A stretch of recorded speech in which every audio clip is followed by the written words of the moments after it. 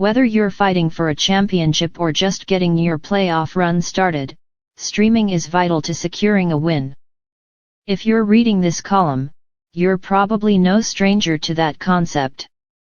There are only a few weeks left until the playoffs, and teams are shifting into gear.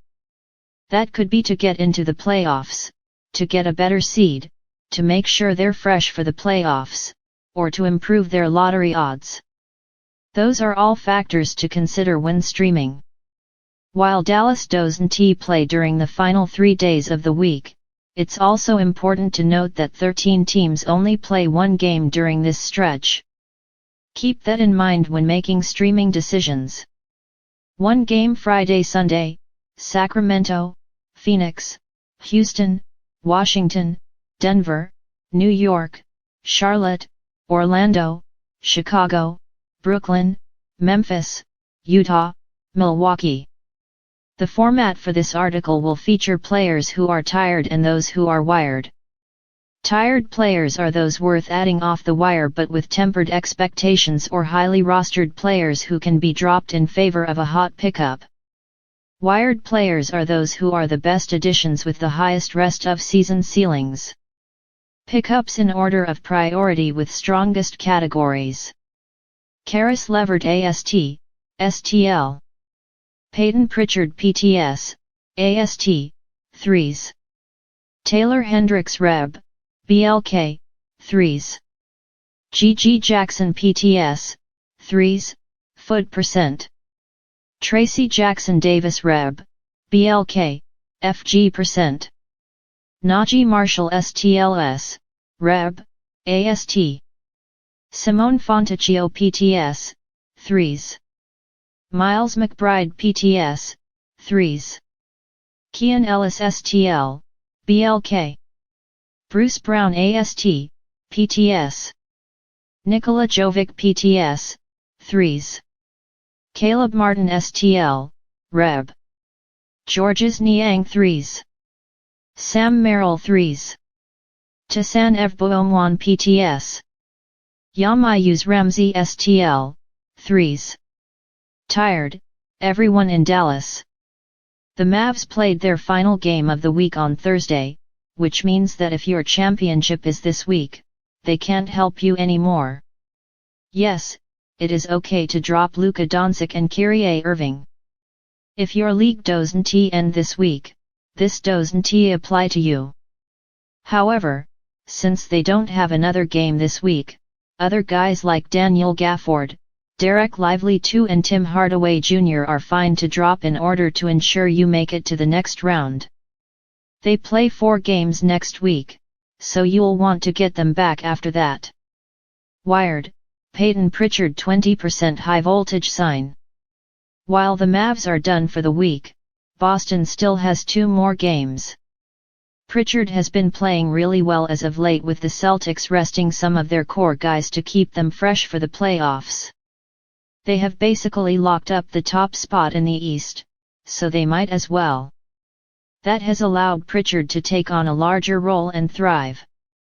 He is averaging 18.7 points, 4.3 rebounds, 7.7 assists and 4.0 triples per game over his last 3, and with Boston playing a back-to-back on Friday and Saturday, he should play big minutes in both games. Tired, Donovan Mitchell 99%, Evan Mobley 95%. Mitchell is out until Tuesday at least, which means he'll miss at least 3 more games.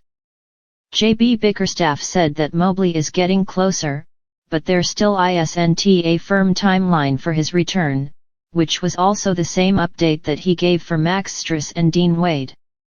Even if they make a big impact when they're on the court, they can't help if they're in street clothes. Wired, Caris LeVert 65%, Georges Niang 13%, Sam Merrill 6% high voltage sign. Instead, turn to the other guys in Cleveland. LeVert has been elite as a fill-in starter and has been one of the best assist guys in the league over the last 2 weeks. He's harder to find on the waiver wire, but Niang and Merrill have also been playing well, with most of their value coming from beyond the arc. Tired, LaMelo Ball 94%, Mark Williams 47%. It's time to let it go. They're not coming back until October. It's frustrating that there wasn't much clarity here, especially surrounding Williams. Wired, Najee Marshall 6% high voltage sign. Brandon Ingram exited Thursday's game with a left knee injury, though no official diagnosis has been given. Trey Murphy should be the player that benefits the most in fantasy, but he should already be rostered. Marshall should be a lot easier to find on the waiver wire, and he can provide well-rounded value. Tired, Kevin Huerter 35%. Huerter was diagnosed with a torn left labrum, which should mean that his season is over. He certainly won't be back to contribute during the fantasy season, so he can be dropped. Wired, Keon Ellis 22% high voltage sign. If you need defensive stats to help swing a category your way, look no further. Ellis wasn't productive on Thursday, but he had 10 steals and 8 blocks over his previous 4 games. With Huerter out indefinitely, Ellis should be the starting shooting guard moving forward. Tired, Julius Randle 91%, Anunoby 86%. There hasn't been much clarity surrounding either player's injury, which makes dropping them difficult. You'll always get the feeling that they'll be upgraded to questionable as soon as you drop them. However, if you're running out of space in your IL, moving on may be in your best interest in order to advance to the next matchup. Wired, Miles McBride 15% high voltage sign. McBride has started their last 2 games with Anunoby out, and he has played 91 minutes during that stretch.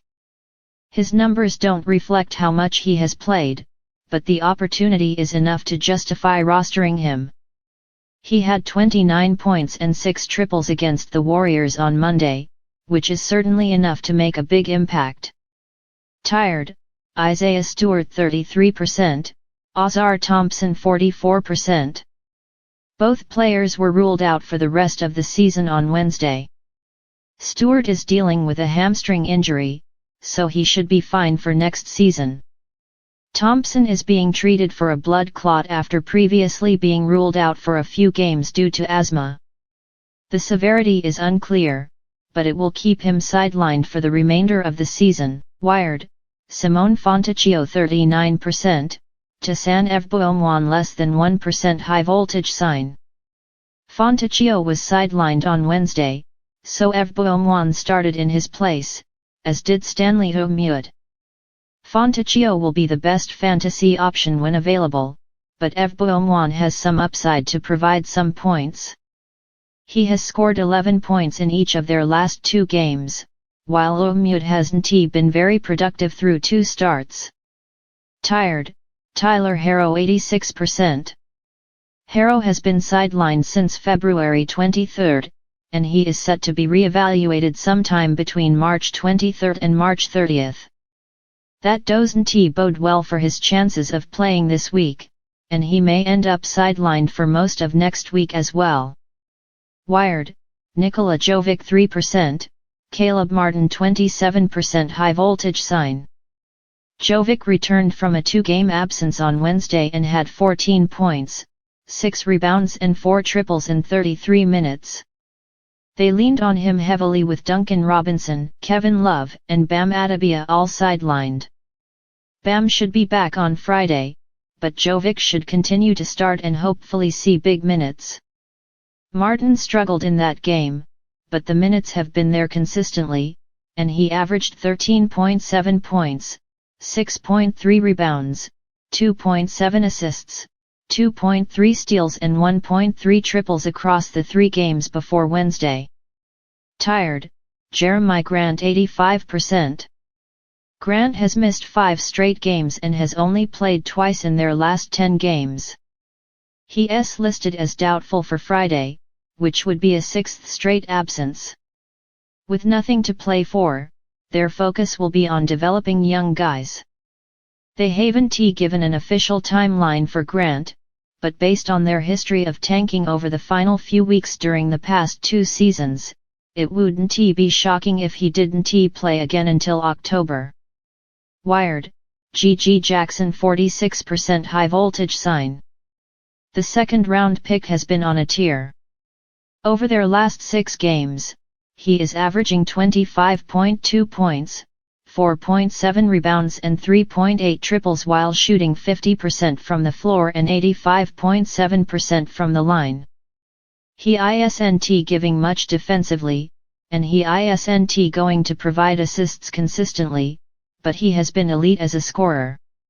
He had 35 points and 7 3-pointers on Wednesday night, which were both career highs. Tired, Jalen Johnson 85%. After injuring his ankle on Monday night, Johnson is now set to be re-evaluated next Thursday. That means he'll miss at least 3 to 4 more games, and it could certainly be more. 3 of Atlanta's 4 games next week come on or before Thursday, and it is unlikely that he plays on the same day that he is re-evaluated. Wired, Tracy Jackson Davis 42%, Taylor Hendricks 25% high voltage sign. Here are 2 other front court players that can make a big impact. Jackson Davis has been playing a large role off the bench for Golden State consistently, and he has supplied rebounds and blocks while maintaining a sky-high field goal percentage. Over the last 3 games, he is averaging 14.0 points, 5.7 rebounds and 2.3 blocks while shooting 86.4% from the floor. Hendricks wasn't productive on Thursday, but he has been a top 100 player over the past week and has been a consistent starter since the All-Star break. Tired, Emmanuel Quickley 81%, RJ Barrett 79%. Head coach Darko Rajakovic said that there isn't a timeline for Quickley's return as he is tending to a family matter. The same can be said for Barrett, who tragically lost his younger brother. Toronto is giving both players as much time as they need, so they may be away from the team for a while. Wired, Bruce Brown 49%, Yamiuse Ramsey not on Yahoo high voltage sign.